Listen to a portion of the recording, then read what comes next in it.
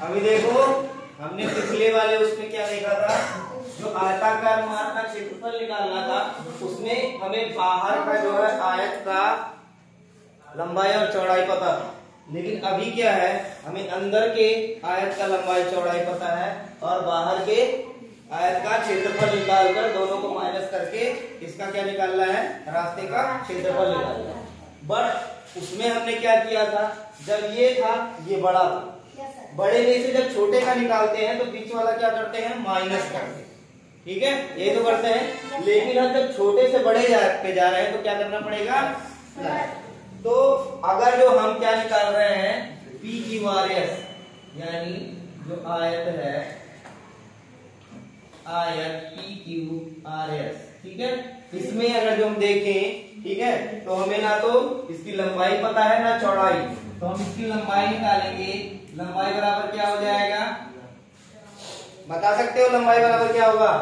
लंबाई क्या है इसकी, ये है ना, तो हमें जो छोटे वाले आयत का है कितना दिया हुआ है, 40, ठीक है, मीटर, और 40 मीटर दिया हुआ है।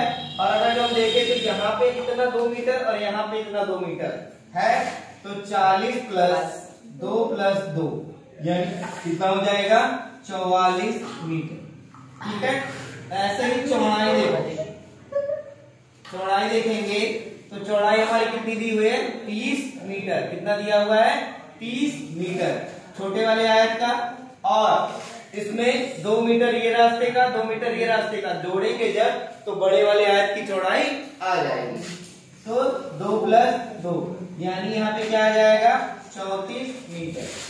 अब क्या आ गया, जो बड़ा वाला आयत है उसका क्या आ गया, लंबाई और चौड़ाई। अब जब लंबाई चौड़ाई आ गया, अब लंबाई कितना है इसका, 44 मीटर, ठीक है, और चौड़ाई कितना है, 34 मीटर। अब लंबाई चौड़ाई आ गया तो हम क्या करेंगे, इसकी क्षेत्रफल निकालेंगे। जब क्षेत्रफल निकालोगे तो क्षेत्रफल बराबर क्या हो जाता है, लंबाई गुणे चौड़ाई, और लंबाई कितना है तुम्हारा, 44 गुणे 34 बराबर कितना आ जाएगा, इसका क्षेत्रफल आ जाएगा तुम्हारा 1496 मीटर स्क्वायर। यह आ जाएगा तुम्हारा 1496 मीटर स्क्वायर। ठीक है, ये किसका आया, बड़े वाले आयत का क्षेत्रफल आया। अब हम क्या करेंगे, छोटे वाले का निकालेंगे, यानी आयत ए बी सी डी का क्षेत्रफल। इसका क्षेत्रफल जब निकालेंगे तो कितना हो जाएगा, लंबाई गुणे चौड़ाई करेंगे, लंबाई गुणे चौड़ाई।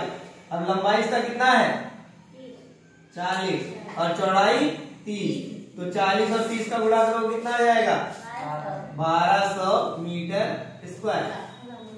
अब हमें क्या निकालना है, रास्ते का क्षेत्रफल। अब देखो हमें इस पूरे का आ गया, इस पूरे एरिया का कितना आया, 1496 मीटर स्क्वायर, और इस छोटे वाले का कितना आया, 1200 मीटर स्क्वायर। ठीक है, अब इसका आ गया और बाहर का आ गया, तो इसमें से, इस बड़े में से इसको इतना घटा देंगे तो कितना निकल जाएगा, इसका जो पट्टी वाला रास्ता है वो निकल जाएगा। तो रास्ते का क्षेत्रफल बराबर क्या हो जाएगा, पी क्यू आर एस का क्षेत्रफल, ठीक है, माइनस इसका ए बी सी डी का क्षेत्रफल।